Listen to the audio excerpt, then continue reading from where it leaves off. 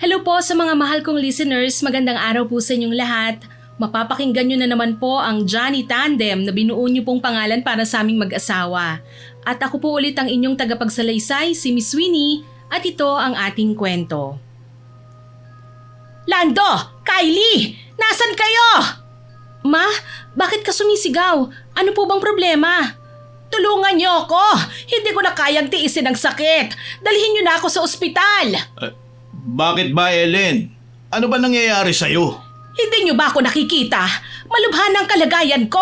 Ilang beses nang bumabalik sa akin ang karamdamang ito. Siguro mamamatay na ako. Ma, wag ka namang magbiro ng ganyan. Nananakot na po kayo eh. Mukha ba akong nagbibiro o nananakot? Tignan niyo nga ang nangyayari sa akin. Normal pa ba ito? Pinasadahan kagad namin ng tingin ni Papa ang kabuuan ni Mama. Namumulang kanyang mukha, Miss Winnie. Panay din ang kamot niya sa leeg. Nagsusugat na ang mga balat niya dahil may kahabaan ng kuko niya dahil sa pagkamot. Maliban pa doon, wala na kaming ibang napansin na kakaiba sa kanya. Baka naman nagka-allergy ka lang, Ellen. Ano ba kasing kinain mo? Hindi ba bawal ka sa hipon? Kaya nga kailangan niyo akong ipagamot. Malala na ang allergy ko. Paano na lang kapag namatay ako dito? Hindi na ako makahinga oh. Pwede ba kumilos na nga kayo? Bilis! Tumatakbo ang oras! Tama na, Ellen. Kung kagaya lang kami ng ibang tao na mabilis mataranta, baka mamaya nauna pa kaming mamatay sa'yo eh. Pwede ba? Kumalma ka muna. Hindi nga ako pwedeng kumalma, no? Sobrang kati ng katawan ko. Baka naman may skin disease na ako. Diyos ko, mas malala ito. Teka, akin na nga. Patingin. Huwag ka lalapit. Baka mahawahan kita, Lando. Gusto mo rin bang mamatay, ha? Ay, nako. Nababaliw ka na, Ellen. Hindi ako nababaliw. Nagiging practical lang ako, no? Kapag namatay tayong lahat, sino pang maglilibing sa atin? Naisip mo ba yon? Pasmado talaga yung bibig mo kahit kailan eh. Ako pa ngayon ang may mali, Kung tutuusin, kayo lang naman dalawa ni Kylie ang lumalabas ng bahay eh. Baka nga isa sa inyo ang nakahawa sa akin eh.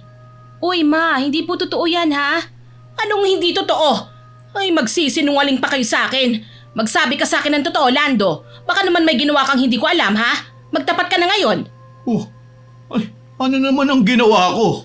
Baka nambababae ka at sakitin pa. Tapos dahil magkatabi tayong matulog sa gabi, lumipat sa akin.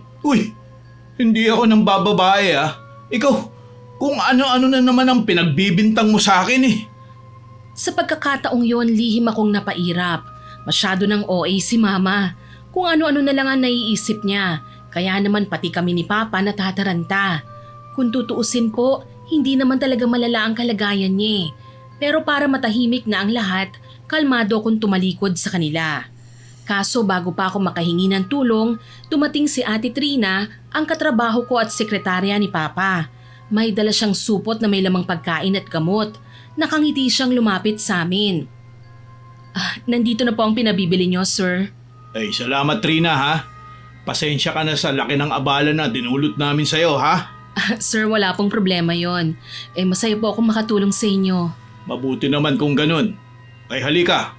Tulungan niyo ako ni Kylie na alalayan ng ma'am mo. Dadalhin natin siya sa ospital. Bakit po ba, sir? Anong nangyari kay ma'am? Nagtatanong ka pa? Nakikita mo na nga hindi ba? Malala ng kalagayan ko. Ano? Kailan ba kayo kikilos?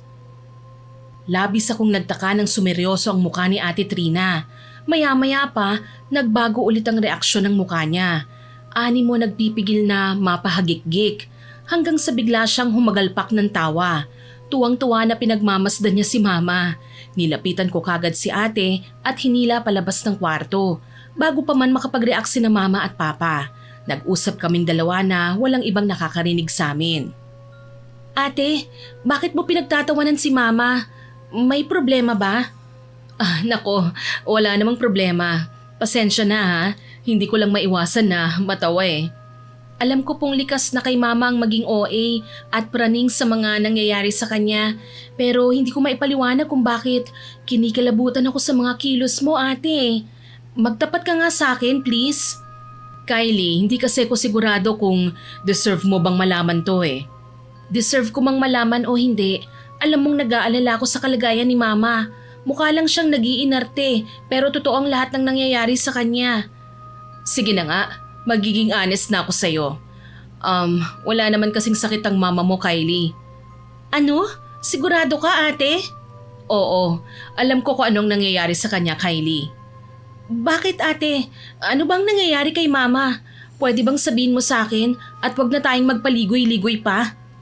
Sabihin na lang natin na tinulungan ko lang kayo para bigyan siya ng leksyon.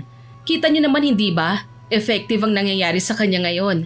Hayaan niyo muna siya na magkaganyan ng ilang araw, Kylie. Mawawala din ang nararamdaman niya. Bakit alam mo mga bagay na ito, ate? May ginawa ka ba? Uy, wala no. Lahat na nangyayari ngayon sa mama mo, bunga ng mga ginawa niya noon. Huwag kang mag-alala, hindi naman siya mamamatay eh. Kailangan lang niyang masindak siya ng konti. Mas lalo akong kinabahan sa sinabi ni Ate Trina, Miss Winnie. Wala siyang eksaktong detalye na ipinaalam sa akin pero hindi ko maiwasang kabahan. Kung paano nangyari kay mama ito walang nakakaalam. Malakas kasi ang kutob ko na may mas malalim pang dahilan kung bakit ito nangyayari sa kanya. Para po lubos niyong maintindihan ang aking kwento, hayaan niyo po muna akong magpakilala. Mapagpalang araw po, Miss Winnie. Ako po si Kylie, 30 years old. Ang kwentong ibabahagi ko ay nangyari 5 taon lang ang nakararaan, nung ako ay 25 anyos pa lang, taong 2021. Noon pa man praning na po talaga si Mama, Miss Winnie. Kung ano-ano na lang ang pumapasok sa isipan niya. Halos lahat ng mga taong napapalapit sa kanya, pinag-iisipan niya ng masama. Kung sino-sino na lang ang nadadamay sa gulo ng aming pamilya. Kung minsan, ang sarap ng itakwil ni Mama eh. Nakakahiya kasi ang ugali niya. Isa talaga siya sa pwedeng maging dahilan ng gulo sa lipunan. Hindi lang kasi kami iisang beses na iskandalo dahil sa kapraningan ni Mama. Iisang kumpanya lang po ang pinagtatrabahuhan namin ni Papa. Isa po palang financial consultant ang papa ko sa isang kilalang insurance company na hindi ko na po papangalanan pa. Hindi maiwasang magkaroon siya ng mga kliyenteng sobrang attached o madalas naghahanap ng atensyon niya, lalo na kapag nag-aasikaso sila ng insurance para sa seguridad ng pamilya nila. Dahil gusto nilang masigurong maayos at mabilis ang proseso, halos maya't maya silang nagme-message o tumatawag kay Papa. Isa ito sa mga bagay na madalas mapansin ni Mama. Lando, bakit ba umagang-umaga ang ingay-ingay ng cellphone mo? Sino ba yung tumatawag? Mga kliyente ko lang to, Ellen. Kinukumusta ko kung kailan ang susunod naming meeting. Kliyente? Aba, hindi pa oras ng trabaho ngayon ano? Anong akala nila sa'yo? 24 oras na naka-duty? Ellen, isa akong financial consultant. Normal lang na maraming gustong makipag-usap sa akin. Normal? Lando, 5:00 pa lang ng umaga. Insurance bang binibenta mo? O libreng serbisyo ng barangay? Aba, hindi ka kagawad no? Baka naman nakakalimutan mo. Parte ng trabaho ko ang sumagot ng tawag ng mga kliyente, Ellen. Ikaw nga eh. 5:00 pa lang pero ang high blood mo na. Hindi mo ako maluloko, Lando ha? Alam ko ang mga style na ganyan. Pinagdaanan ko na yan. Magsisimula lang yan sa, Sir, may itatanong lang po. Tapos maya-maya, Sir, kumain ka na ba? Ay, huwag kang mag-alala, Ellen. Insurance lang talaga ang inaasikaso ko. Hindi ako scriptwriter ng isang teleserye, no? Siguraduhin mo lang, Lando ha? Dahil kapag nalaman ko na may ginagawa kang kalokohan, insurance mo ang unang pakikinabangan namin. Dahil nagsisimula na akong mairita sa kanilang dalawa, tumayo ako at inawat na sina Mama at Papa. Ma, Pa, ano po ba kayo? Para kayong mga aso't pusa eh. Hindi pa nga kayo nakakapagkape eh. Nai-stress na ako sa inyo. Pwede ba mamaya na kayong mag-away? Bakit akong pinagsasabihan mo? Pagalitan mo rin ang papa mo. Ang dami-daming dahilan eh. Tama na po kasi yan, okay? Hindi pa nga po tayo nakakapagsimula at malamig na po ang pagkain eh. Pero parang busog na po tayo sa bangayan nyo. Wika ko sabay iiling-iling na tumayo. Iniwan ko na silang dalawa na mukhang wala yatang balak na magpatalo sa isa't isa. Pati almusal namin, nadamay pa sa gera nilang dalawa. Pero okay lang dahil nang sumunod na oras, hindi ko na napansin na nagkikibuan silang dalawa. Ilang araw din kaming naging payapa. O mas tamang sabihing, ilang araw na walang malaking gera sina Mama at Papa. Kaya nang dumating ang sumunod na linggo, inaya ko ng mga magulang ko na kumain sa restaurant at mamasyal. Premyo na rin yon dahil sa katahimikan na ibinigay nila sa akin. Mabuti na lang gising na si Papa at nagtututbrush na sa banyo kaya dumiretso na ako sa kama para gisingin naman si Mama. Ma, gumising na po kayo, may lakad tayo. Wag mo nga muna akong istorbohin, inaantok pa ako eh. Ma, sige na po. Kapag hindi po kayo bumangon, ibang isasama namin. Kaagad na dumilat ang mga mata ni Mama at napatingin sa akin. Mabilis siyang bumalikwas ng bangon. Nasaan ang papa mo? Huwag mong sabihing nagbibihis na siya. Nasaan ang ATM niya? Kailangan tayong humahawak nun, anak. Hindi tayo makakapag-shopping ng maayos kung pera lang natin ang aasahan natin. Ay, si Mama talaga mukhang pera. Saglit na natigil ang pag-uusap namin nang lumabas ng banyo si Papa. Oh, hindi pa ba kayo nagbibihis? Maliligo pa ako. Huwag kang aalis ha. Sasama ka sa amin. Saan pa ba ako pupunta nito? Sige po, ako din magbibihis na. Bilisan mong maghanda, Kylie ha. Baka mamaya marami ng tao sa mall. Mahihirapan na tayong makapasok. Okay po, Ma. Ilang sandali pa, nakasakay na kami sa kotse at binabaybay ang kahabaan ng highway papunta sa mall. Una naming plano mag-shopping. Anong gusto niyong bilhin ngayon, ha? May bibilhin akong accessories para sa phone ko. Ikaw, Ma? Gusto ko sanang bumili ng bagong dress eh. Kung ganun, sasamahan ko na kayo sa mga bibilhin niyo. Una naming sinamahan si Mama para mamili ng magandang bestida. Sa ladies section ng department store kami nagpunta. Habang pinapasadahan namin ng tingin ang mga nakahanger na damit, isang babae ang lumapit kay Papa. Tila ba may kinukumpirma ang babae sa kanya. Kagaya ko, napansin din siya ni Mama na kaagad namang kumalabit sa akin. Anak, tignan mo ang babaeng yan. Kaduda-duda ang kilos Hindi kaya snatcher yan? Ma, grabe ka naman makapanghusga. Malay natin may hinahanap lang siya sa kinatatayuan ni Papa. Naku, hindi ako naniniwala. Halika, lapitan natin sila. Sigurado ko na may masamang binabalak ang babaeng yan. Ma, nakakahiya naman. Anong hiya-hiya dyan ang pinagsasasabi mo? Mapapahamak na nga ang papa mo. Nakatayo ka pa rin dyan na parang tuod. Halika na! Wala akong nagawa nang hilahin ako ni Mama palapit kay Papa. Saktong nakita namin na tinapik ng babae si Papa. Nakaagad namang tinabig ni Mama. Hoy, babae! Anong ginagawa mo sa asawa ko, ha? Aba, akala ko kanina snatcher ka. Pero mukhang miyembro ka pala ng tapik gang. Ma, ano ba? Ellen, ano na naman ba ito? Ha? Ako pa ngayon ang mali? Mapapahamak ka na nga eh. Gantihan mo na ang pagtapik niya. Ha? At bakit naman? Hay nako, kailangan mo siyang gantihan para bumalik sa kanyang sumpa. Nanlalaki pa ang mga mata ni Mama nang sabihin yon. Tuloy napahagikik ang babaeng nasa tabi ni Papa. Napagtanto namin na magkakilala pala sila ni Papa. Pasensya ka na, Ana. Napagkamalan ka pa ng asawa ko. Ay, nako, sorry po, tita. Si Mama kasi masyadong nanonood ng horror eh. Tipid ng ngiti lang ang ginawad sa amin ng babae. Pagkatapos, humingi na rin siya ng pasensya dahil medyo napasama ang iniisip namin tungkol sa kanya. Nagpaliwanag ang babae na kakilala niya si Papa na kinukumpirma mismo ng papa ko. Kilala ko si Ann. Naging kaklase ko siya nung high school. Ganun pala eh. Pasensya na. Akala ko kasi kung ano ang kailangan mo kay Lando eh. Kanina ka pa kasi umiikot-ikot sa likuran niya eh. Ma, kahit naman sino, di ba? Kapag may nakita tayong kakilala tapos lumapit at kumalabit, syempre titignan muna natin kung siya nga talaga yun. Oo nga, nagkamali nga ako. Pero ganun pa man, tinapik pa rin niya ang papa mo. Bawal yun. Mahina lang naman ang pagkakasabi ni Mama pero nag-alala ko na baka ma-offend si Tita Ann. Kaya dahan-dahan ko siyang hinila palayo kay Papa. Ma, masyado kayong praning. Pwede po ba kahit ngayon lang mag-relax naman kayo? Gusto ko na tuloy maniwala na hindi nyo lang basta iniinom ang kape. Ha? Ano naman ang tingin mong ginagawa ko doon? Baka nga pinapapak nyo ng kape kasi level up ang pagkanerbyosa nyo. Ikaw talagang bintangera ka ha? Wala kang ebidensya. Kayo po talaga, Ma, Kailan po kaya ako mananalo sa inyo? Siyempre ako ang mama mo. Hindi ka mananalo sa akin, oy.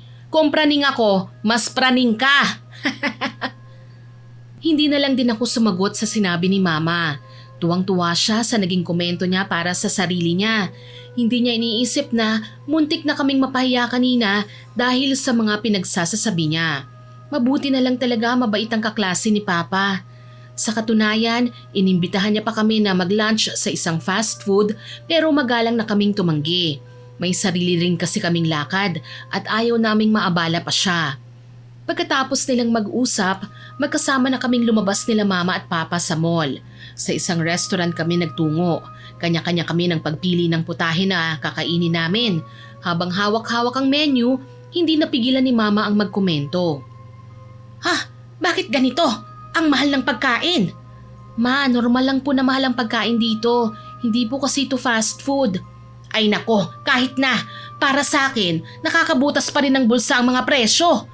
Ang mabuti pa, lumipat na lang kaya tayo ng ibang kainan. Yung mas mura sana." Ellen, hayaan mo na. Ililibre ko naman kayo dito ng anak mo eh. Ako ang magbabayad. Tipirin mo na lang kaya ang pera mo, Lando. Hindi ka ba nahihiya? Ang daming taong nagugutom mo. Tapos tayo, nagbabayad ng ganito kamahal na pagkain. Shh! Hinaan niyo naman po ang boses niyo, Ma. Nakakahiya. Bakit ako mahihiya? Totoo naman na overpricing sila dito. Tsaka malay natin kung saan nila kinukuha ang mga ingredients ng bawat putahe nila, no? Alam mo, Ellen, tumahimik ka na lang ha. Baka sa susunod sa karinderya na lang kita dadalhin. Buti nga kahit minsan, nakakatikim tayo ng pagkain sa restaurant. Tapos ang dami mo pang reklamo dyan. Ay nako. Oo na, sige na nga. Saglit kaming naghintay sa mga pagkain na in-order namin, Miss Winnie. Nang dumating na nga ang mga ito, magana kaming kumain. Hindi kami nagpapansinan dahil abala kami sa bawat putahe na nakahain sa harapan namin. Natawa pa ako nang malakas nang dumighay si Mama. Kanina nagrereklamo siya na mahal ang pagkain pero nang mabusog na, para siyang nanalo sa loto sa tuwa. Kahit maraming tao sa paligid, hindi man lang siya nahiya na baka pag-usapan o baka pagsalitaan siya ng hindi maganda. Ito ang isa sa gusto ko kay Mama hindi siya plastic, pero praning nga lang. Nagpatunaw muna kami ng mga kinain namin bago nagpa siyang tumayo. Tinignan ko ang cellphone ko. 1:00 na ng hapon. Masyado pang maaga para umuwi ng bahay. Kaya naman hinawakan ko sa magkabilang braso ang mga magulang ko at sinabi kong manood kami ng sine. Kagaya ng inaasahan, may sinabi ulit si Mama. "Papayag ako dyan, pero kung hindi horror ang panonoorin natin salamat na lang." Horror ulit? Nung huli nga halos mabali ang braso ko dahil sa kakahawak mo sa akin Syempre, suspense yun Gusto mo lang yata na mayakap ako "Mama, Papa, nandito po ako Tapos naglalandian kayo dyan. Ay, anak, paborito ko ang horror movies Isa pa, matatakutin ng Papa mo. Sigurado ako, hindi yan makakatulog mamaya. Lalo na kapag nakakita ng multo sa sine. Ako? Duwag? Hindi kaya? Angal ni Papa.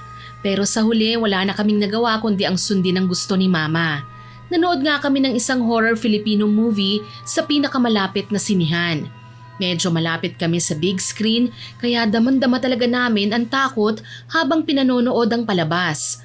Kaso may napansin ako kasi ibang pelikula ang pinanonood ni Mama. Natuklasan ko ang tungkol doon nang marinig ko siyang bumulong kay Papa. "Lando, tignan mo nga yung magkasintahan sa may tapat natin. Ay nagtutukaan ng dalawang yan?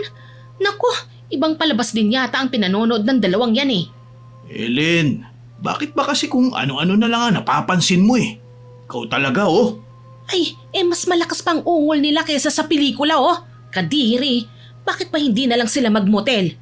Ma, hayaan mo na nga sila. Hindi naman natin sila kakilala Pustahan, isang buwan mula ngayon, maghihiwalay din ang dalawang yan.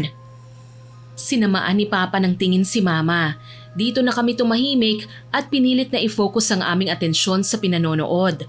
Pagkalipas ng halos 2 oras, natapos na rin ang pinanonood naming pelikula. Muli akong sumilip sa cellphone ko. 3:00 na ng hapon. Nag-iinat-inat kami habang palabas ng sinihan. Saan ba tayo pupunta? Ay, napagod yata ako, Lando. Pwede na akong umuwi kung ako ang tatanungin. Ikaw anak, may gusto ko pa bang puntahan? Mag-grocery na lang po tayo, Ma. Kasi 'di ba, kukonti na lang ang stocks nyo dun sa bahay. Ay, oo, tama. Pumunta tayo sa grocery. Bumili tayo ng stock para sa 1 linggo. Pagkatapos, pwede na tayong umuwi. Wika niya. Tumango ako at hinintay sila sa tabi ng kalsada. Marami kaming kasabay na lumalabas sa sinihan. Dagdag pa ang mga taong galing sa ibang establishmento, kaya siksikan na talaga lalo at araw pa ng linggo. Oh, dito lang kayo ha. Kukunin ko lang sandali yung kotse.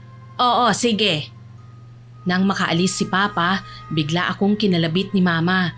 Tinuro niya sa akin ng isang lalaki na naka-Amerikana. May bitbit na may kalakihang bag tapos parang nag-aabang ng masasakyan sa tabi ng kalsada. Anak, tignan mo nga ang lalaking yan. Bakit po, Ma?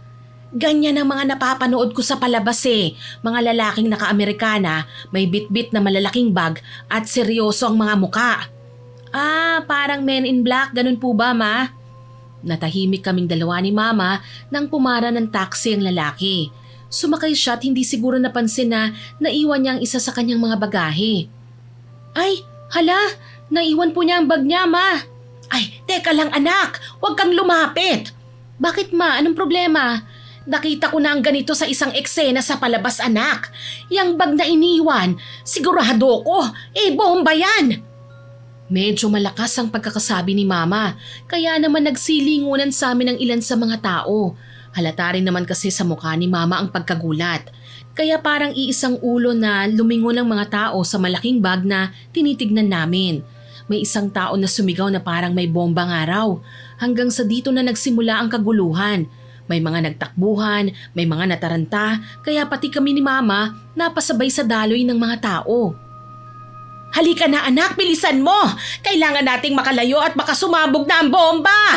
Ma, teka lang. Baka naman po nagkamali lang tayo. Imposible akong nagkamali, anak. Lahat ng hinala ko naging tama. Pero paano naman po si Papa? Hindi po natin siya nakikita eh. Baka po hinahanap niya na tayo. Mahirap ba yun? Di tawagan mo, sige na. At baka pati ang Papa mo mapahamak dito. Wala akong nagawa, Miss Winnie. Kundi kinuha ko kagad ang cellphone ko at tinawagan si Papa. Nang sumagot si Papa sa kabilang linya, narinig ko ang ingay ng mga taong nagsisigawan at nagtatakbuhan. Mukhang naipit din siya sa kaguluhan. Hello, Pa? Nasaan po ba kayo? Nandito na ako sa pinag-iwanan ko sa inyo, anak. Saan ba kayo nagpunta? Bakit wala na kayo rito at nagkakagulo na? Pa, kasalanan po ni Mama yan eh. Teka lang po babalikan namin kayo. Teka lang anak, hindi na tayo pwedeng bumalik doon at baka mapahamak tayo. Ma, kailangan po nating balikan si Papa. Halika na. Walang nagawa si Mama. Hindi siya makaangal sa akin kaya napakamot na lang siya sa kanyang ulo sabay naglakad kasunod ko. Dumating kami kung saan banda nakapark ang kotse ni Papa. May mga pulis at gwardya nang nakapaligid sa lugar. May ilang otoridad na rin ang nakasuot ng protective gear na dahan-dahang lumalapit sa iniwang bag. Naririnig ko rin ang bulungan ng mga nakikiusyosong tao na pilit pinalalayo sa lugar. Kanya-kanya silang palitan ng komento at may naghuhulaan na kung ano pa ang laman ng bag.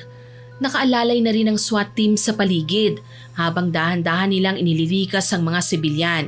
Walang halos nagsasalita sa mga taong naroon. Lahat nakatingin lang sa malaking bag na tila ba anumang oras maaaring may mangyaring hindi maganda.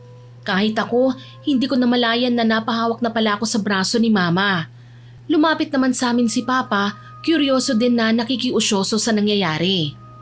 Akala ko kung saan na kayo napunta eh. Kanina ko pa kayo hinahanap eh. Sorry po Papa ha, tumakbo kasi si Mama eh. Syempre, kailangan natin iligtas sa mga buhay natin, ano? Ayoko pang mamatay. Isipin mo nga, halimbawa, lumapit ka doon at saktong sumabog, mabubuo ka pa kaya? Shh! Tama na yan. Kung ano-ano na lang ang pinagsasabi nyo. Ano kaya nga talagang laman ng bag na yan? Si Mama kasi, nakahusga kagad eh. Ano pa nga ba? Di bomba? Shh! Tumahimik ka nga, Ellen. Gusto mo ba na pati ikaw ay ikulong ng mga pulis? Napasimangot si Mama nang marinig ang sinabi ni Papa, pero hindi na kami nagsalita pa. Bumaling ulit ang tingin namin sa ginagawa ng mga pulis. Ilang sandali pa, namataan ko ang lalaking sumakay ng taxi kanina. Nag-aalala siyang binalikan ng bag na pinagkakaguluhan ng mga tao. Pasigaw siyang nagpaliwanag na sa kanya ngayon at wala raw kaduda-dudang laman ng loob nun. Pero bago pa man siya tuluyang makalapit, mabilis siyang hinarang ng mga pulis. Ilang segundo lang ang lumipas, agad siyang pinusasan, dahilan para mas lalong umugong ang bulungan ng mga tao sa paligid. Naku anak, sinabi ko na nga ba sa'yo kahina-hinala talagang lalaking yan. Ma, sandali lang po, hindi pa nga natin nakikitang laman Oh, ayan na. Pinapalibutan na nila ang bag. Hindi nagtagal, maingat na binuksan ng otoridad ang bag. Halos lahat yata ng tao napapapikit pa habang naghihintay sa pwedeng mangyari. Pero ilang segundo ang lumipas, wala namang pagsabog na nangyari. Isa-isang nilabas mula sa bag ang laman nito, mga damit, isang lumang payong, may 2 supot ng tinapay at isang tumbler. Ang mga tao kanina na nagtatakbuhan at nagsisigawan, ngayon ay nagsisimula ng kumalma. Doon lang tuluyang gumaan ang pakiramdam ko matapos mapagtanto na wala naman pala talagang panganib. Kasalanan nito ni Mama, Miss Winnie. Kung hindi siya naparaning kanina sa nakitang bag, baka wala namang nangyaring kaguluhan. Pero hindi ko na isinatinig pa ang pagsisisi ko sa kanya. Nung gumalaw na ang mga tao para magpatuloy sa kani-kanilang pupuntahan, sumakay na rin kami sa kotse at nagmaneho papunta sa grocery store si Papa. Pagkatapos natin dito, uuwi na tayo sa bahay, ha? Oo, sige Lando. Walang problema. Ikaw anak, may dadaanan ka pa ba? Sa grocery store lang po, Papa. May mga bibilihin din po kasi ako maliban sa stocks natin sa kusina. Sambit ko sa kanya. Hindi nagtagal, nasa loob na nga kami ng grocery store. Maayos naming napili ang mga pagkain at iba pa na kailangan naming bilhin. Habang pumipila sa cashier, nagbukas ako ng social media account ko. Saktong nakita ko ang trending na balita tungkol sa bag na pinagdududahang may bomba pero false alarm lang pala. Muntik na akong mapangiwi, lalo na nang mapalingon ako kay Mama.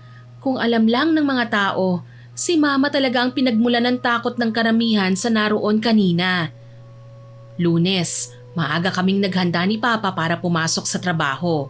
Naabutan namin si Mama na nasa kusina, aligaga na animo nagtatrabaho sa karinderya. Nagkakalansingan ng mga kawali at sandok. Nang maupo ako sa hapagkainan, napatingin ako kay Mama. Hindi ko maiwasang ma-imagine na para siyang isang chef na pinapalundag-lundag pa ang laman ng kawali kahit na may nasasayang naman at natatapon. Ma, mukhang busy po kayo ngayon Ay, oo naman. Papasok kayo ngayon sa trabaho, hindi ba? Kaya heto, naghahanda ako ng pagkain para sa tanghalian yung mamaya.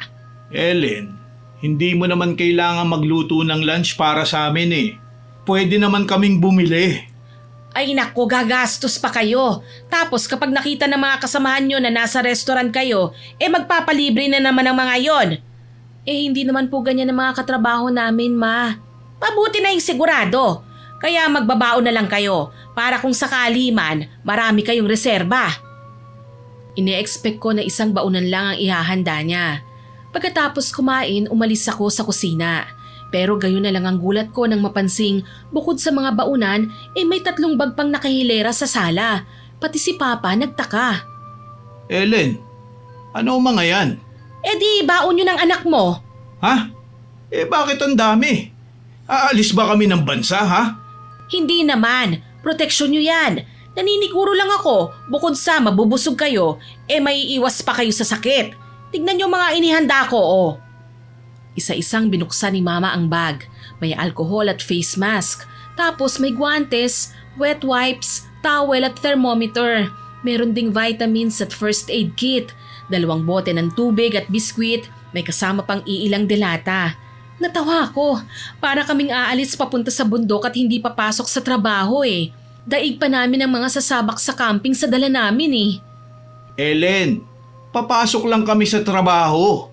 Bakit parang namimigay ka na ng ayuda dyan? Ako naman po pa. Akala ko may zombie apocalypse na Handang-handa si Mama hindi natin mahuhulaan kung anong pwedeng mangyari. Tsaka hindi nyo ba alam, unang napapahamak ang mga taong hindi handa. Sobrang dami pa rin ang ipapadala mo sa amin Saka, bakit may instant noodles pa? Paano nga kung kulang pala ang ulam nyo? Huwag na nga kayong magreklamo. Hala, ikarga nyo na yan sa kotse. Halos matawa na lang kami ni Papa habang pinagtutulungan naming ikarga sa kotse ang kapraningan kit ni Mama. Sa awa ng Panginoon, nakaalis kagad kami ng bahay. Habang nagmamaneho si Papa, bigla siyang nagsalita. Nak, sa tingin mo, ano bang dapat nating gawin sa mama mo? Wala rin po akong alam pe. Basta yung mga pinadala niya kanina, hindi ko talaga ilalabas yan ng kotse Hayaan na lang natin yan dito. Siguradong pagtatawanan tayo ng mga tao kapag nakita nila yan sa opisina Naku, para namang hindi mo kilala ang mama mo. Sigurado ko mamayang tanghali, darating yun dito para i-check tayo. Nabaghan ako sa sinabi ni Papa. Nakalimutan ko. Ugali nga pala ni Mama na silipin kami sa trabaho kung maayos ba kaming kumakain, umiinom ng tubig, o kung buhay pa ba kami sa dami ng iniisip niyang pwedeng mangyari. Gayunpaman, isinantabi muna namin ang tungkol sa mga daladala namin na gamit. Sinalubong na kasi kami ni Ate Trina para sa trabaho, lalo na't marami pa kaming mga aasikasuhin. Bandang tanghali, dumating nga si Mama na may dalang dagdag na lunch. Kaagad siyang dumiretso sa mesa ko nang hindi niya mahanap si Papa. Halata sa mukha niya ang pagkabalisa.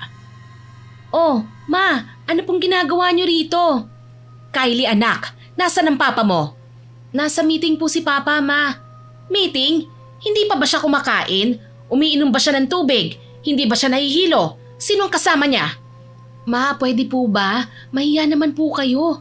Nagmumukha kayong pinagtataksilang asawa Nasa trabaho lang si Papa." Sabihin mo nga kasi sa akin anak. Ano, babae bang kasama niya ha?" "Mama!" Sapo ko ang mukha ng pinaupo ko si Mama. Namumula na nga ako sa sobrang pagkapahiya Iilan sa mga kasamahan ko napapalingon na sa amin. May nagbubulungan at lihim na nagtatawanan. Tapos kapag nililingon ako, biglang inaayos ang mga itsura. Humingi ako ng paumanhin sa mga katrabaho ko at kaagad na tumayo. Dinala ko si Mama sa labas ng opisina. "Ma, nasa loob lang po ng conference room si Papa. Huwag po kayong mag-alala." "Hindi mo maaalis sa akin na mag-alala. Umalis kayong magkasama tapos dito, nagkakanya-kanya kayo. Malay ko ba kung sabay kayong kumain? Kaya nga ako nandito para 3 na tayo." "Ano po?"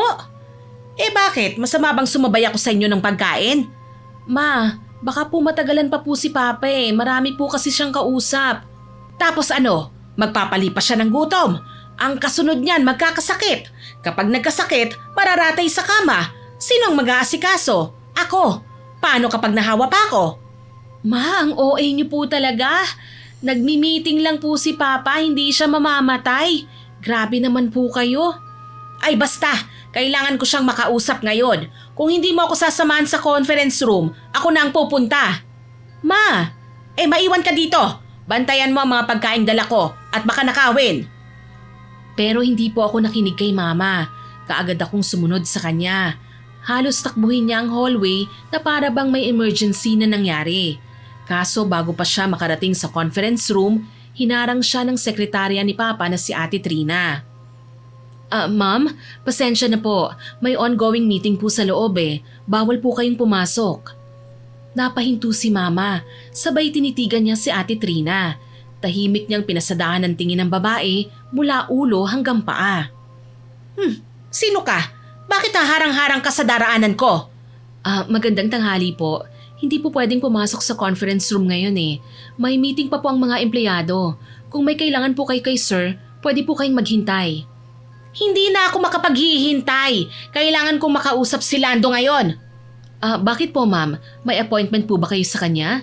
"Ano nga po appointment ang sinasabi mo? Asawa ako ng boss mo. Hindi ko kailangan ng appointment." Pero ma'am, mapapagalitan po talaga ako kapag pinapasok ko kayo "Kaya pinagbabawalan mo ko ha? Ganon?" Pasensya na po. Kailangan lang po natin silang hintayin na matapos. Sumusunod lang po ako sa utos. Trabaho lang po." Naningkit ang mga mata ni Mama. Dito na ako nahiyang humarang sa kanilang dalawa ni Ate Trina. "Ate, pagpasensyahan mo na si Mama ha. Kailangan niya lang talagang makausap si Papa Pinagsabihan ko na siya pero ayaw talagang makinig "Okay lang Kylie. Ang inaalala ko lang baka mapagalitan ako ng papa mo. Bakit ba mas takot ka pa kay Lando kaysa sa akin ha? Hindi mo ba naiintindihan? Ako ang asawa ng boss mo. Kaya papasukin mo ko. Ma'am, pasensya na po. Hindi po talaga pwede. Dito na ako naglakas loob na hilahin si mama at dalhin pabalik sa mesa ko. Kahit medyo nag-aalangan ako sa gagawin ko, kailangan ko talagang pagsabihan si mama. Gumagawa na siya ng eksena sa loob mismo ng opisina namin at nakakahiya ito sa mga katrabaho ko. Ano na lang ang iisipin ng mga katrabaho ko? Baka isipin nilang araw-araw kaming may teleserye sa bahay. Ito pa namang si mama, hindi nakikinig kapag pinagsasabihan. Bagkus, nakikipag-away pa. Ma, hindi niyo naman po dapat ginawa yun Nasa kalagitnaan po ng trabaho si Papa.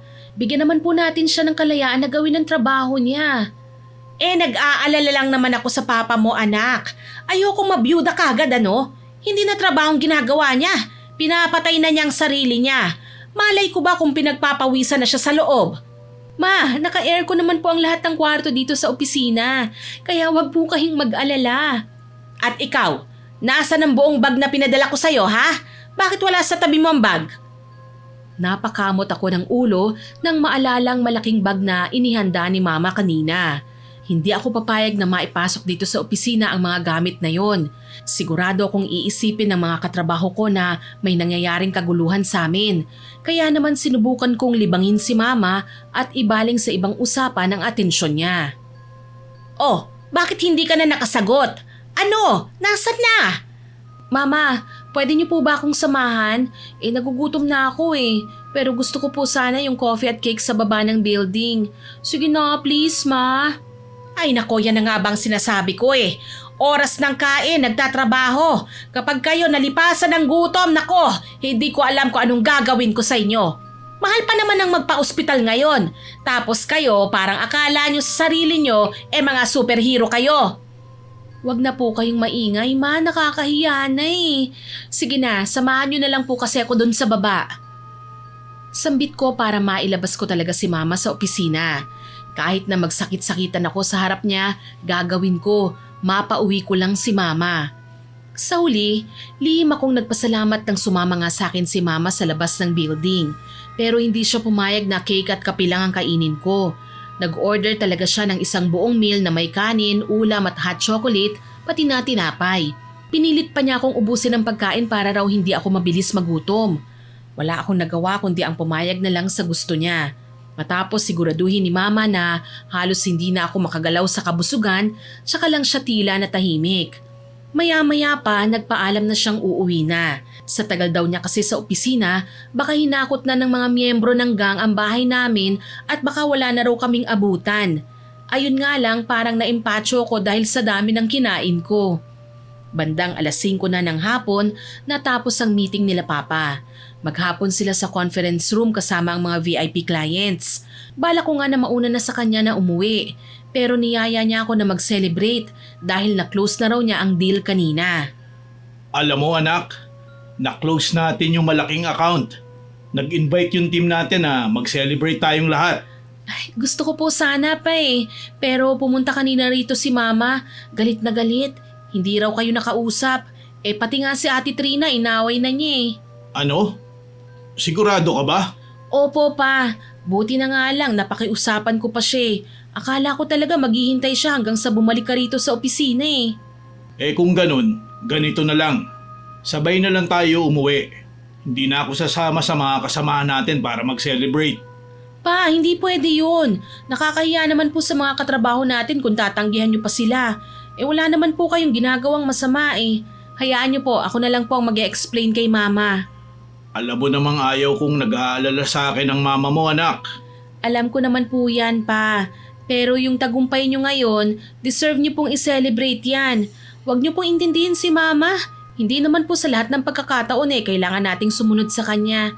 Alam naman natin kung anong ginagawa natin Umiiwas lang kasi ko anak. Alam mo naman kung gaano kapraning ang mama mo Basta pa, pumunta po kayo. Ako na po ang bahalang maghanap ng palusot kay mama para sa inyo. Deserve niyo po yan. Minsan po kailangan niyo rin na mag-celebrate.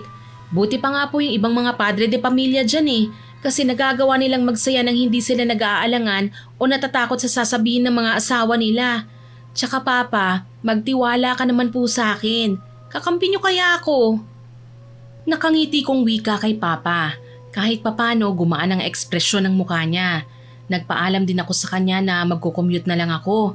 Kaagad akong umuwi pagkatapos kong makausap si Papa.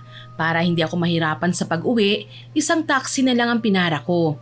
Ilang minuto rin kaming bumiyahe hanggang sa huminto ang sasakyan kong kotse sa harap mismo ng bahay namin. Pagkababa ko ng taxi, natanaw ko na kagad si Mama. Nangahaba ang leeg sa katitingin sa kalsada para makita kung sino ang dumarating. Mas lalong kumunot ang noon niya nang mapansing nag-iisa lang ako. Kylie! Anak! Nasaan ang papa mo? Ma, pasensya na po kung hindi kami magkasabay ni Papa na umuwi ngayon ha. Nag-overtime po kasi siya sa trabaho eh. Ano? Bakit kailangan niya mag-overtime? Paano ang hapunan niya? Sino ang kasama niya sa opisina? Ito na nga bang sinasabi ko eh. Wala po tayong magagawa, Ma. Trabaho niya po yun eh. Kahit nga po ako kung kailangan ko mag-overtime, gagawin ko po yun. Ay nako, hindi pwede yan. Susunduin natin ang papa mo. Wala siyang kasama doon. Kaya sige na, maghanap ka na ng taxi. Wala akong nagawa kundi ang maghanap na nga ng masasakyan para mapuntahan si Papa. Sinusulyapan ko si Mama na palakad-lakad sa sala. Hindi siya mapakali. Nakatitig lang ang mga mata niya sa main door. Naghihintay sa pagpasok ni Papa sakaling dumating na siya.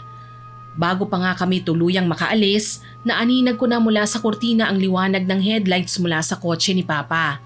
Papasok ng sasakyan sa garahe kaya hindi ako nagtangkang gumalaw sa kinaroroonan ko. Maya-maya, nasa pinto na si Papa.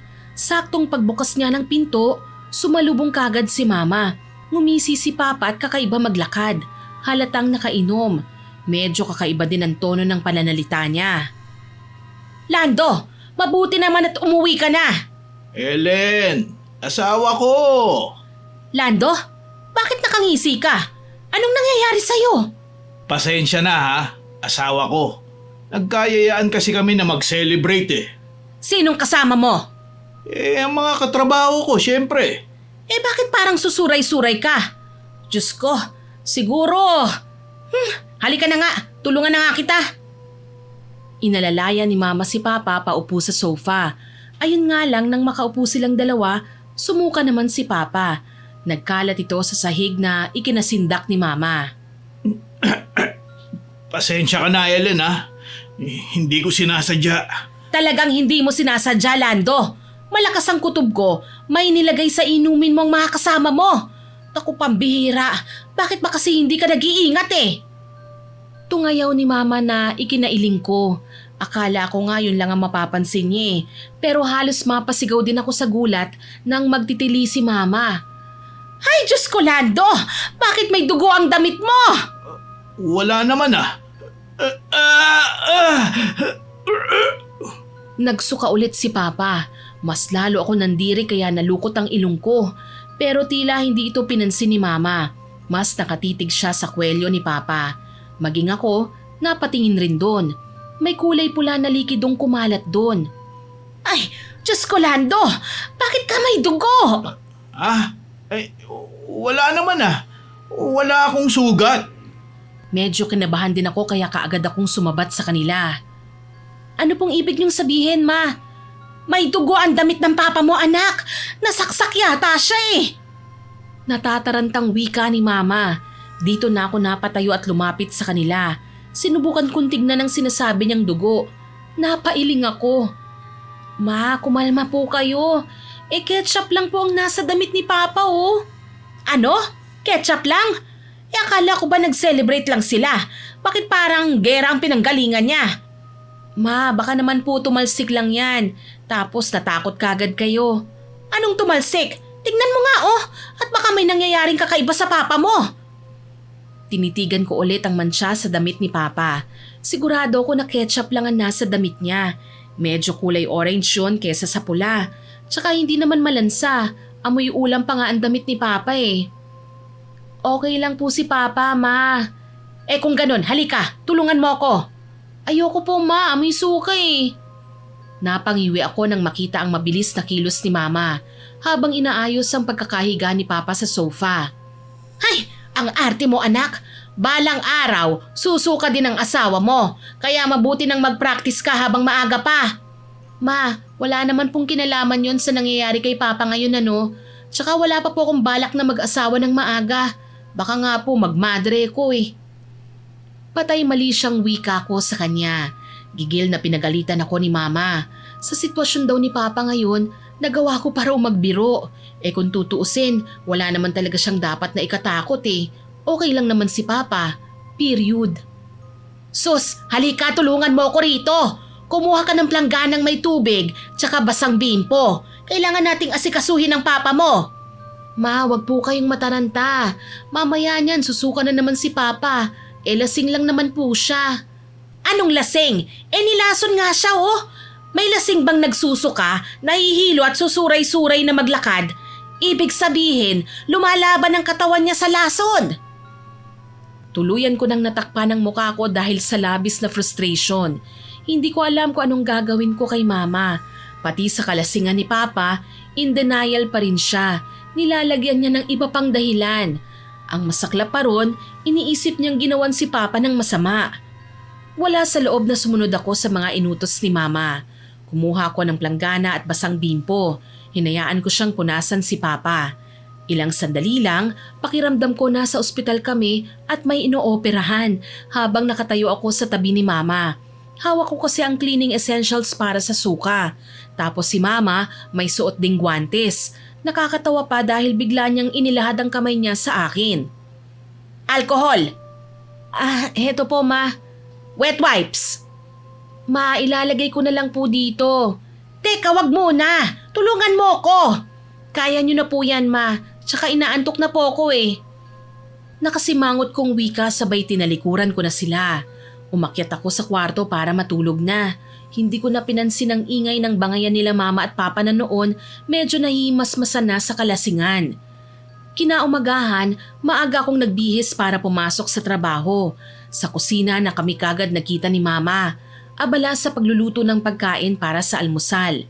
Dumating din si Papa na halatang bagong gising. Nang makita ni Mama si Papa, nagmamadali siya sa pag-abot ng pinggan. Lando, halika na! Handa na ang pagkain! Magandang umaga pa! Magandang umaga rin anak. Napansin ko rin na medyo malatang boses niya, tapos parang tinatamad na magsalita.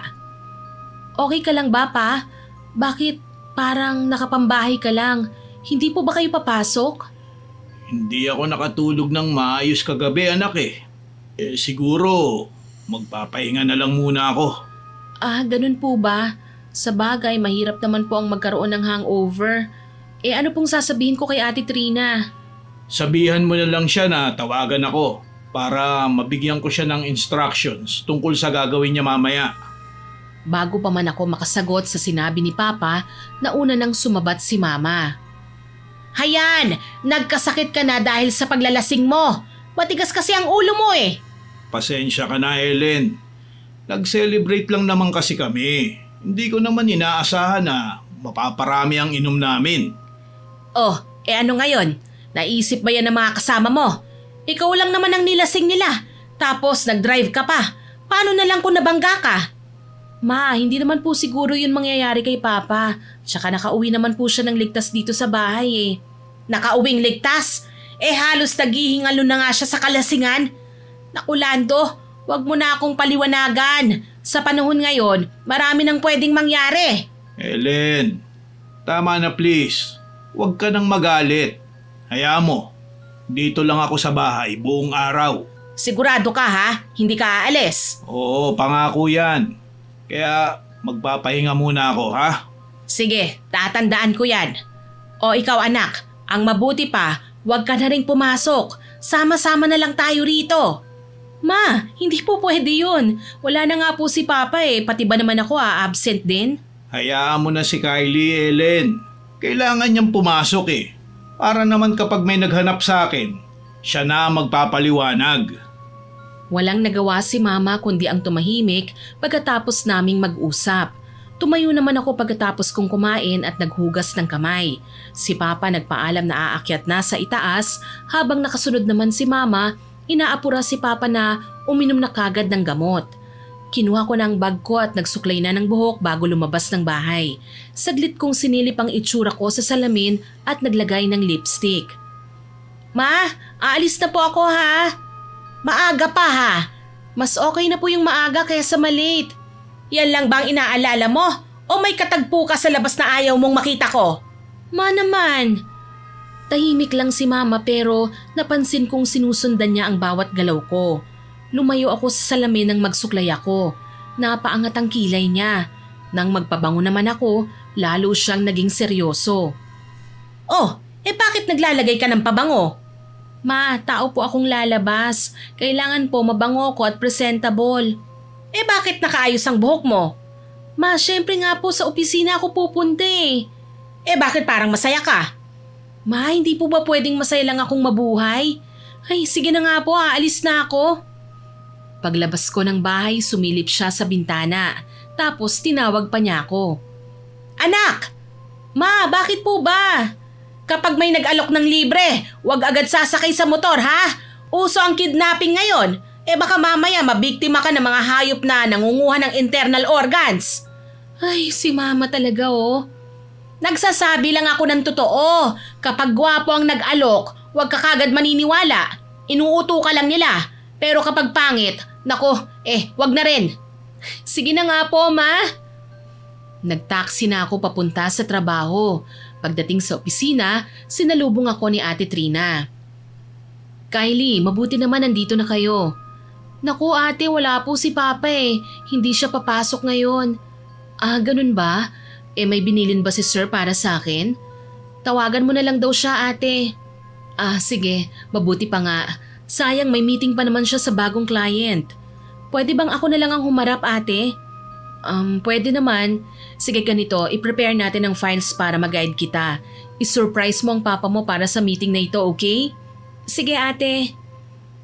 Naging abala na nga ako sa trabaho buong araw.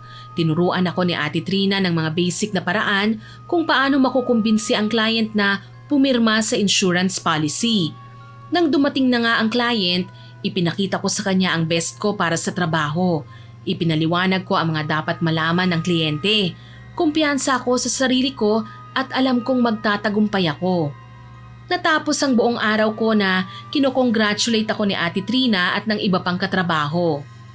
Oh, sinabi ko naman sa'yo kaya mo Kylie, kasing galing ka ng papa mo. Naku, hindi ko naman po magagawa ito kung hindi niyo ako tinulungan Nakahanda akong alalayan ka, kahit ano pa ang problemang ilapit mo sa akin Kylie. Kaya itong meeting ngayon sisiw lang para sa atin to, no? At sigurado ako matutuwa ang papa mo. Tama ka ate, pero sa ganitong oras, lagpas na ako sa oras ng uwian. Sure ako na nag-aalala na si mama sa akin. Oo nga inaway pa nga niya ako nung huling punta niya rito pagpasensyahan mo na nga pala si mama ate ha. Hindi ko naman akalain na gagawin niyang bagay na yun Ay nako, ayos lang Kylie. Pero alam mo kung minsan, naiisip ko, pati ba sa bahay niyo ganyan ang mama mo? Parang sa lahat ng bagay nag-o-overthink siya. Oo ate, minsan wala namang problema sa amin yun. Nasasanay na kasi ko. Pero habang tumatagal, hindi ko na nagugustuhan ang mga ginagawa ni mama. Nagkukosta kasi siya ng kahihiyan sa buong pamilya namin At ikinuwento ko kay ate ang iilang mga bagay na nangyari sa amin na muntik ng pagmula ng gulo. Nang malaman ni ate ang tungkol sa pagiging praning ni mama, hindi siya natawa. Bagkus, nadismaya pa siya. Alam mo Kylie, ang pagiging praning kayang kontrolin ng mama mo. Hindi niya dapat kinukonsinti ang ugali niya na maging ganyan. Hindi naman namin siya masabihan ate. Mabilis magalit si mama. Tsaka naiingayan ako sa kanya kapag sinusubukan ko siyang pagsabihan Tumango lang si Ate Trina. Parang may gusto pa siyang sabihin kaso hindi na lang niya isinatinig pa. Hindi kami umuwi kagad ng hapong yon.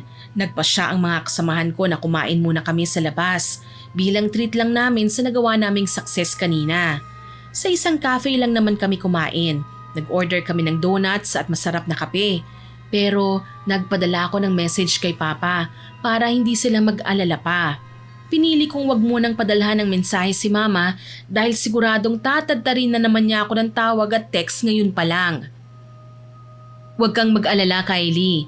Para suportahan ang text mo, tinawagan ko rin ang papa mo. Sabi nga niya, congratulations daw sa'yo eh.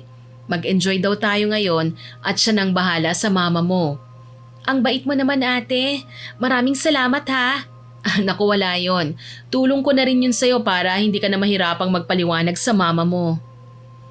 Nag-enjoy kami ng mga katrabaho ko at pinagsaluhan ng simpleng pagkain. Sinabayan namin ito ng kwentuhan at biruan. Hindi ko na napansin pa ang ilang beses na pag-vibrate ng cellphone ko. Palatandaan na may text at tawag akong natatanggap. Bandang 8:00 na ng gabi nang nakauwi ako sa bahay. Napakunot ang noo ko nang mapansing tahimik ang paligid pero may ilaw naman.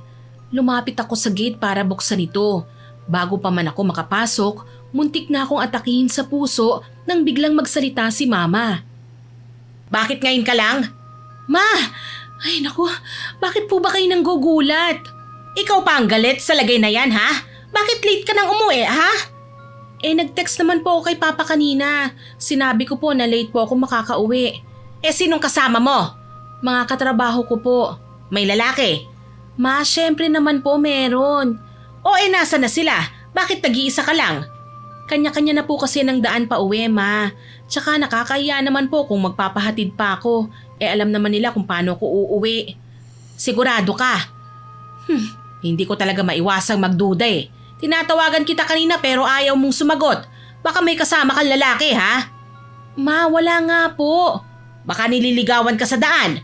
Ma, kung ano-ano na lang po ang iniisip nyo. Hindi ka pa pwedeng mag-asawa, Kylie ha? Ayokong magkaroon ng isang pasaway na lalaki dito sa bahay. Natahimik ako saglit, tapos napatingin ako sa kanya. Ma, wag po kayong mag-alala.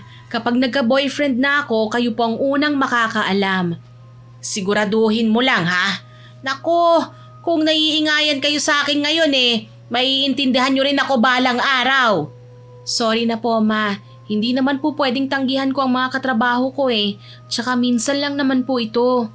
Wala na akong magagawa, nangyari na Sa susunod, wag mo na itong uulitin ha? Talagang susundan kita kung saan man kayo nagse-celebrate. Opo ma. Sige na, pumasok ka na sa loob.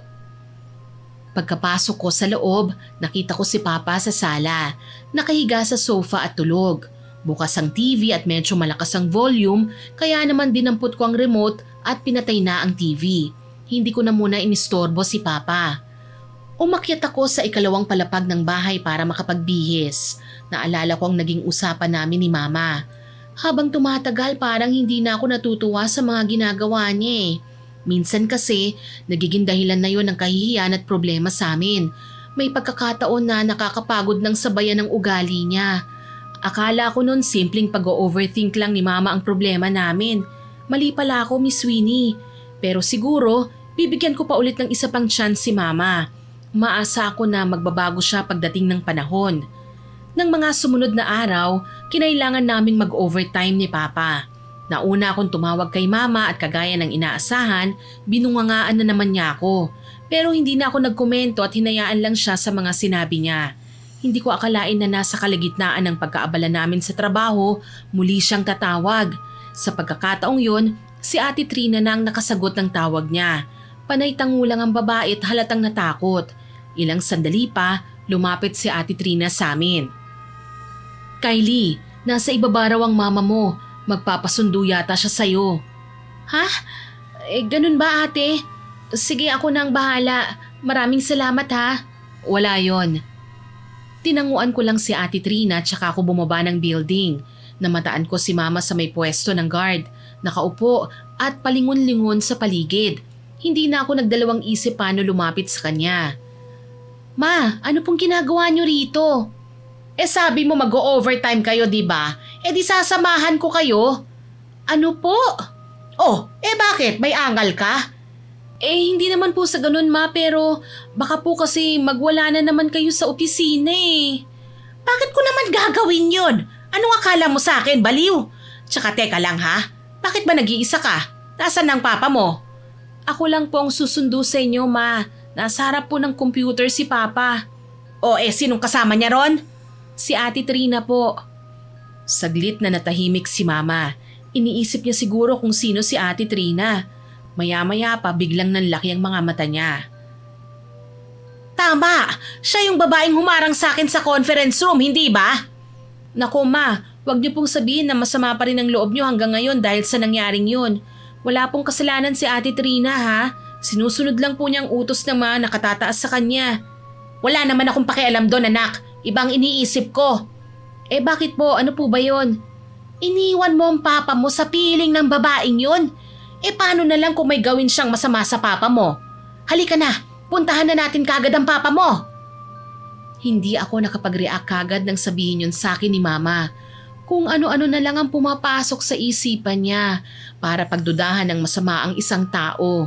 Si Ate Trina naman ang nakita niya sa pagkakataong ito. Saktong pag-akyat namin sa opisina nakasalubong namin si ate galing sa loob. Ngumiti siya sa akin, sabay magalang siyang bumati kay mama. May mga bitbit siyang papeles na mukhang dadalhin niya sa kabilang kwarto. Magandang gabi po, Ma'am Ellen. Anong maganda sa gabi? Ma, ano ba? Ate Trina, pagpasensyahan mo na si mama ha? At bakit kailangan niyang pagpasensyahan ang ugali ko? Kilala mo ko, Kylie anak. Alam mong ganito na ako dati pa. Ma, hindi naman po kayo masamang tao, pero minsan po nasasobrahan kayo sa pag-iisip. Sana naman po ma, matuto kayong iwan ng pangit at masamang ugali sa bahay natin. Huwag niyo pong dadalhin dito sa labas, nakakahiya na po kasi. Nawawalan na ng pasensya na wika ko. Sinamaan naman ako ng tingin ni mama, pero yumuko lang si Ate Trina. Alam kong nagsisimula na siyang mahiya at maiskandalo sa ginagawa ng mama ko. Kaya naman hanggat magagawa ko pang ipagtanggol si Ate Trina, wala naman sigurong masama kung gagawin ko yon. Aba, ako pa ngayon ang mali ha? Kylie anak, hindi masamang mag-iingat. Babae rin ako. Alam ko ang galawan ng kapwa babae ko. Ma, ano po ba kasi ang iniisip nyo? Huwag mo kong ginagawang mangmang ha? Bata ka pa. Hindi mo naiintindihan ang mga bagay-bagay. Ma'am Ellen, pasensya na po kung may nagawa man akong hindi nyo nagustuhan. Pero wala po kayong dapat ipag-alala. Nagtatrabaho lang po kami rito. Talaga lang ha? Eh bakit parang kumakangiti ka sa asawa ko? Akala mo matagal na kayong magkakilala. Ma, paano nyo nagagawang pagsalitaan si Ate Trina ng ganyan? Hindi nyo naman po siya personal na kakilala eh. Wala kayong ibang alam tungkol sa kanya. Ay, wala akong pakialam anak. Ilang beses na rin kasing nag-o-overtime ang papa mo. Malay natin, di ba, na may ginagawa pa sila na hindi natin alam. Ma, malambing lang po talaga at palakaibigan si Ate Trina. Wala po kayong dapat na ipag-alala. Pasensya na po, ganito lang po talaga ako makitungo sa mga katrabaho. Tsaka kung hindi po ako makikisama sino pa po ang malalapitan ko sa panahon na nagigipit ako? Ewan ko sa inyo. Hindi na lamang umimik si Ate Trina. Mas hinigpitan niya ang hawak sa mga papeles na bitbit tsaka bahagyang yumuko. Mauuna na po ako. May dadalhin pa po akong documents sa kabilang department eh. Sus, nagsusuplada pa. Baka nga totoo ang mga sinasabi ko, no? Ganyan talaga mga idinadahilan ng mga babaeng may masamang balak. Dumaan siya sa tabi namin, pero bago tuluyang lumayo, sandali siyang huminto. Hindi po lahat ng bagay na maganda kailangan pagdudahan. Nagtatrabaho po ako ng maayos sa ilalim ng pamamalakad ni Sir Lando. Wala na pong ibig sabihin yon, walang ibang mali siya. Ginagawa ko lang po ang bagay na ito para sa hanap buhay. Nagtatrabaho ng marangal para magkapera. Pagkasabi nun, tahimik siyang naglakad palayo. At sa hindi maipaliwanag na dahilan, bigla akong kinilabutan. Kakaiba ang kilos ni Ate Trina ng mga sandaling yon. Hindi naman siya ganun eh. Hindi ko na lang ito binigyan pa ng pansin, Miss Winnie. Baka pagod lang si Ate Trina at gusto rin niyang umuwi na. Mamaya sasabihin ko sa kanya na ako na lang muna ang tutulong kay Papa sa mga gawain sa opisina. Tutal pwede naman kaming pumasok ng tanghali kinabukasan. Binalingan ko si Mama. Ma, hindi naman po siguro tama yung ginawa niyo. Bakit naman po ininsulto niyo si Ate Trina?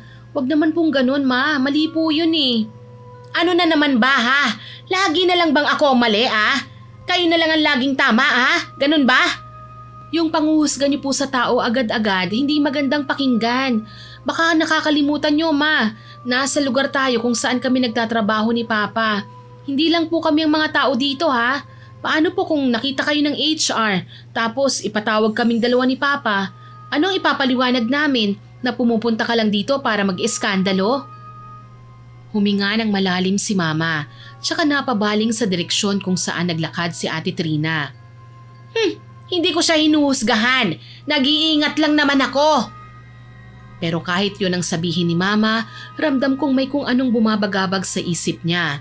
At pakiramdam ko, hindi pa rin natatapos ang pagdududa niya kay Ate Trina. Nang magkita nga sina Mama at Papa sa loob ng opisina, hindi na naawat si Mama sa pagsasalita. Pinagalitan niya si Papa. Pati ako hindi niya pinatawad. Nadamay pa ako sa bangayan nilang dalawa.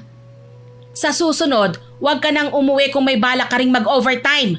Ellen, importante naman kasi mga tinatapos namin dito. Hindi kami basta naglalaro lang. Ang dami mo pang dahilan. Halika, kumain na nga muna kayo ng anak mo. Ay Diyos ko, ang trabaho nandyan lang yan. Kapag nagkasakit kayo, hindi makakatulong ang trabahong yan para gamutin kayo. Ma, tama na nga po. Gabi na po tapos ang boses nyo umaalingaw-ngaw pa sa paligid. Umirap si Mama sa akin at hindi ako pinansin. Sa tingin ko, iba ang kapraningan niya ngayon kesa nung una. Medyo mainit kasi ang ulo ni Mama eh. Tapos nagsiselos pa siya kay Ate Trina. Wala kaming nagawa ni Papa kundi ang kumain na ng hapunan. Nang bumalik si Ate Trina sa opisina dala ang photocopied files, sumama pang lalo ang tingin sa kanya ni Mama. Sir Lando, nandito na po ang mga pina-photocopy nyo. Ano? Tatambakan mo na naman ba ng trabaho ang asawa ko? Hindi ba talaga makapaghihintay yan, ha? Nako, hindi naman po sa ganon, ma'am. Inutos po kasi ito ni Sir sa akin eh. Ang dami mo pang dahilan. Ellen, pwede ba? Tumahimik ka. Mahiya ka naman. Masama bang magsalita? Totoo naman ang lahat ng sinabi ko ah. Tsaka teka lang, bakit mo ba pinagtatanggol ang babaeng yan? May namamagitan ba sa inyo, ha? Ma! Ang sama niyo naman pong manghusga, ma'am.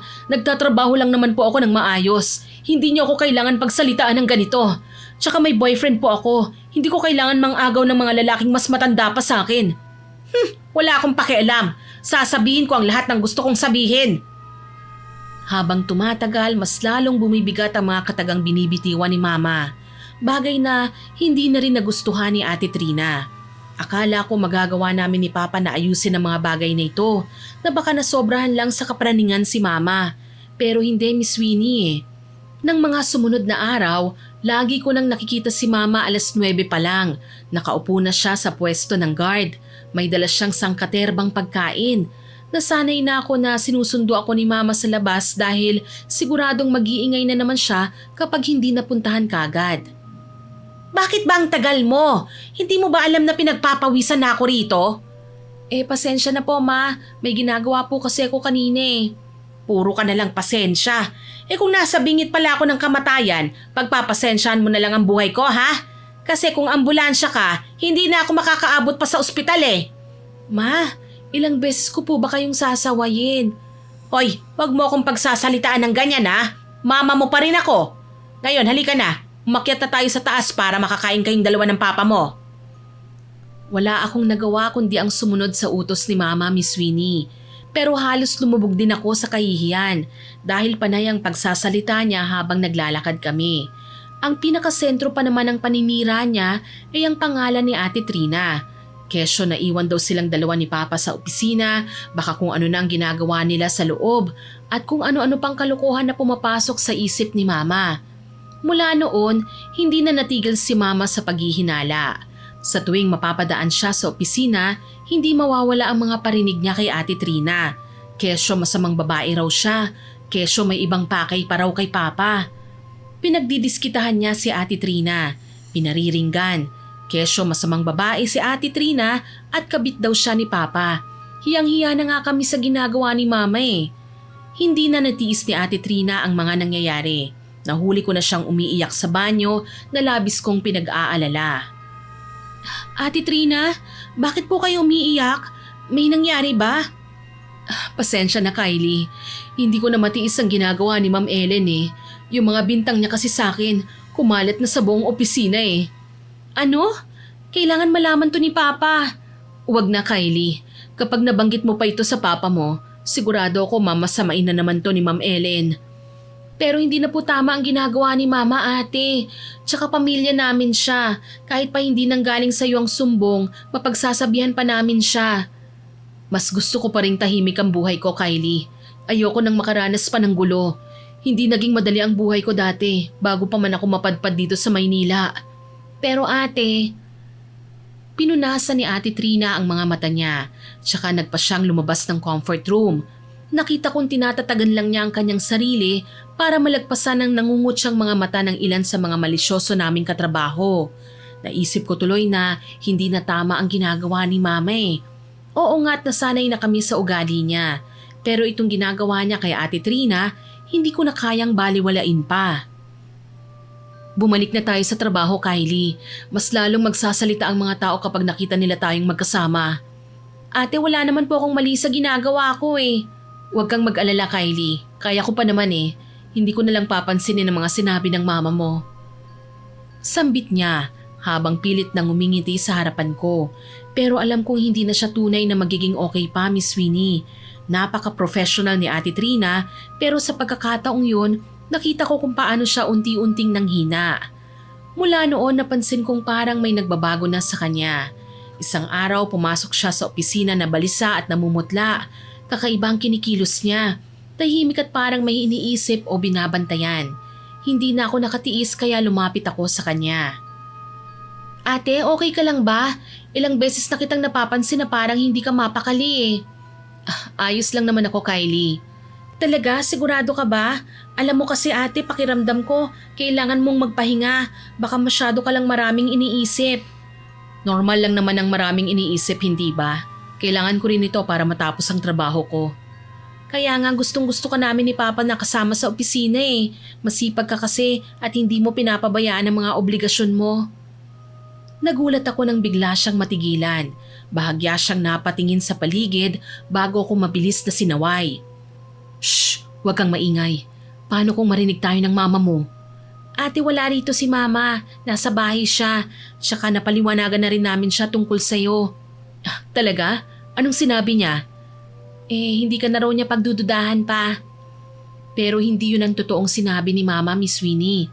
Mataas ang pride niya at kahit alam niyang mali siya, hindi siya basta-basta hihingi ng tawad sa kahit na kanino. Kailangan ko lang itong sabihin para mapagaan man lang ang nararamdaman ni Ate Trina. Mabuti naman kung ganun. Nag-aalala kasi ako na baka tuluyan ng magalit sa akin si Ma'am Ellen. Bakit niyo naman yun gagawin, ate? Tsaka kung may mga nasabi mang mali sa'yo si Mama, ako na sanang humihingi sa'yo ng pasensya ha. Ayos lang, naiintindihan kita. Sambit niya. Para ma-justify ko pa ang paghingi kunwari ni Mama ng pasensya sa ginawa niya, inilabas ko ang baunan na ginawa ni Mama para sa akin. Ibinigay ko yon sa kanya. Oh, heto nga ate oh. May pinapaabot si Mama para sa'yo. Naku, nakakahiya naman. Talagang pinagluto pa ako ng mama mo. Sincere talaga si Mama ate kapag humihingi siya ng sorry. Sambit ko pero sa totoo lang, gusto kong kurutin ang sarili ko dahil sa mga pinagsasasabi ko. Ngumiti lang si Ate Trina, pero hindi ko maintindihan kung bakit tila may kung anong kakaiba sa mga mata niya ng mga sandaling yon. Para bang may malalim siyang iniisip. Pakisabi na lang kay Ma'am Ellen, salamat ha. Tumango ako at ngumiti sa kanya. Hindi ko na yun masyadong pinagtuunan pa ng pansin, Miss Winnie. Akala ko okay ng lahat pero nagkamali ako. Kinabukasan pumasok si Ate Trina na mas maayos ng itsura kumpara kahapon. Hindi na siya mukhang balisa, hindi na rin siya namumutla. Habang inaayos ko ang mga papeles sa mesa, dahan-dahan siyang lumapit sa akin. Iniabot niya sa akin ang baunan na binigay ko sa kanya. May laman na yun ulit. Kylie, pakisabi sa mama mo, masarap siyang magluto. Salamat, pakibalik na lang din ito kay Ma'am Ellen. Nakakahiya naman kasi, nag-abala pa siya. Naku ate, okay lang yon. Pero bakit parang ang bigat naman? Naglagay din ako ng konting pagkain. Pasasalamat ko na rin sa kanya, baka magustuhan niya. Napatingin ako sa baunan. Maayos naman ang pagkakalagay ng pagkain sa loob nito. Wala namang kakaiba. Pero hindi ko maintindihan kung bakit kakaiba ang pakiramdam ko sa pagkain na yon. Gayunpaman, pinili ko na lang na iwaksi ang kakaibang kutob na yon dahil ayokong pag-isipan ng masama si Ate Trina. Umalis siya at bumalik sa trabaho. Ako naman naging busy na rin sa harap ng computer ko. Nang magkaroon ako ng bakante, kinausap ako ni Papa. Anak, kailangan kong mag-overtime mamaya ha. Sige po pa, mauuna na lang po ako sa pag-uwi. Pakisabi na lang sa mama mo ha. Sige po pa, no problem po. Salamat anak ha. Tahimik lang akong umuwi ng bahay ng hapon na yon. Nagmano ako kay mama at sinabi ulit sa kanya na hindi pa kagad makakauwi ng maaga si Papa. Gaya ng inaasahan na praning na naman siya. May plano naman palang mag-overtime ang Papa mo. Bakit hindi niya sinabi sa akin? Pasensya na ma, may importanteng kliyente siya na kailangan kausapin eh. Sa labas na rin daw po siya magdi-dinner. Huwag ka munang magbihis. Pupuntahan natin ang Papa mo. Ma, hindi na po bata si Papa. Hayaan niyo na po siya. O heto, may dala po akong pagkain sa inyo. Inabot ko sa kanyang baunan galing kay Ate Trina. Natahimik si Mama at binuksan ang lalagyan. Bahagya siyang kumalma at napangiti. Saan galing to? Binili ko po ma. Huwag mo nga akong lokohin. Halatang lutong bahay to eh. Bigay po yan ng katrabaho ko. Baka naman may lason to ha? Huminga ako ng malalim at hindi na sinagot pa ang sinabi ni Mama. Nakita ko siyang tinikman ng pagkain. Ilang sandali na ngumuya at maya-maya pa, sunod-sunod na ang kanyang pagsubo. Masarap to anak ha? Pakisabi sa katrabaho mo, salamat ha? Hindi na po ba natin pupuntahan si Papa? Wag na muna anak, kakainin ko muna ito. Parang nakakabusog eh. Sige po ma. Nakahinga ako ng maluwag at nagpaalam na aakyat na muna sa kwarto ko. Kahit papano, nakampante ako ng mahiga sa kama at nakatulog. Hindi ko alam kung ilang oras akong nakatulog, Miss Winnie. Nagising kasi ko na madilim na at maingay na sa kabilang kwarto. Bumangon ako at pinuntahan si Mama. Nasa banyo pala siya ayon kay Papa. Pa, ano pong nangyayari kay Mama? Masakit daw ang tiyan niya eh. Namimilipit na siya sa sakit nang dumating ako kanina. Hindi naman po kasi ako ginising ni Mama. Hayaan mo na. Ako na lang ang magbabantay sa kanya. Sige, magpahinga ka na lang muna. Sige po pa, salamat po. Umalis ako at muling pumasok sa kwarto ko. Salamat na lang naging okay na rin naman ang kalagayan ni Mama. Sa katunayan nakapasok pa kami ni Papa sa trabaho. Kaso pagkalipas ng halos 3 araw, nagkasakit si Mama Ellen. Gayon na lang ang pangangati niya sa buong katawan na parabang nakakain siya ng pagkaing bawal sa kanya. Pero nang ipa-check up namin siya sa doktor, wala namang nakitang findings. Nag-aalala akong napabaling kay Papa. Ano po kayang nangyayari kay Mama pa? Nag-aalala na po ako sa kanya eh. Huwag kang mag-alala anak. Bibigyan naman ng reseta ni Doc ang mama mo eh. Gagaling din siya. Sana nga po pa. Dahil sa kalagayan ni Mama, napilitan kami ni Papa na wag pumasok sa trabaho. Umaasa kami na gagaling din ang karamdaman ni Mama. Namamaga ang balat niya at namumula. Nagsusugat na ang mga yon at madalas pa siyang binabangungot. Nakisuyo na rin kami kay Ate Trina na dalhan kami ng gamot, groceries at kung ano-ano pa. Minsan kapag may kailangan kaming puntahan sa opisina, si Ate Trina ang nagbabantay sa kanya. Pero may isang bagay akong napansin ng si Ate Trina na ang nagbabantay kay Mama, Miss Winnie. Dahan-dahan na gumagaling si Mama. Naglalaho ang pangangati sa katawan niya at hindi na siya gaanong nahihirapan. Kalaunan, tuluyan na nga nawala ang kakaibang allergy ni Mama. Dahan-dahan na siyang gumaling at medyo magaan na rin ang pakikitungo niya kay Ate Trina. Trina, pagpasensyahan mo na ako nung nakaraan ha. Hindi ko lang napigilan pagsalitaan ka ng masasakit kahit wala ka namang ginagawang masama. Ma'am, wala po yun. Aminado po ako. Muntik na akong ma-depress dahil sa mga sinabi niyo sa akin. Pero gumaan naman po ang loob ko nang sabihin sa akin ni Kylie na hindi niyo naman po sinasadya ang mga nasabi niyo. Napatunayan ko na ngayon na mabuti kang tao. Inalagaan mo ko kahit hindi tayo magkasundo. Oh ma, tapos na po ba kayo mag-usap? Alam niyo po mabuting tao si Ate Trina. Higit sa lahat, wala po kayong dapat na ipag-alala pa. Hindi niya po type si Papa, no? At sabay kaming nagtawanan lalo na't namataan namin si Papa na papalapit na sa kinaroroonan namin na may dalang merienda. Sa ngayon masaya pa rin kami sa aming mga karir, Miss Winnie.